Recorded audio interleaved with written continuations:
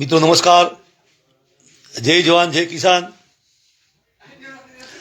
2024ની અંદર આપણે બનાસકાંઠા સૌ હતા અને જ્યારે 2025નું વર્ષ ચાલુ થયું ત્યારે ધાનેરા તાલુકો એ થરાદ જિલ્લાનો એક ભાગ અને હિસ્સો બની ચૂક્યો હતો। જે સરકારના નિર્ણયથી હું ખુશ છું, સરકારના નિર્ણય આવકારું છું અને સરકારને અભિનંદન આપું છું। છેલ્લા ઘણા સમયથી ધાનેરા તાલુકો વિકાસથી વંચિત રહેલો તાલુકો છે। એ પાણી ભૂગર્ભ રહ્યા નથી અને બનાસકાંઠામાં હોવા છતાં ધાનેરા તાલુકાને બનાસકાંઠાનો ભાગ ગણતા ન હતા।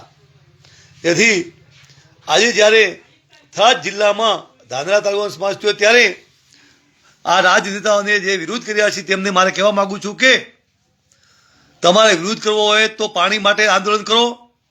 ધાનેરાની સમસ્યા માટે વિરોધ કરો। તમે એના માટે આંદોલન કરતા નથી, પાણી માટે લડત લડતા નથી અને જ્યારે ધાનેરા તાલુકાને એક વિકાસ માટે થરાદ તાલુકામાં સમાવેશ થયો છે ત્યારે વિરોધ કરવા નીકળ્યા છો, જે યોગ્ય નથી। અમારી માગણી છે, અમારી લાગણી છે, થરાદ સાથે છીએ અને અમે પણ સરકારને આવેદનપત્ર આપવાના છીએ।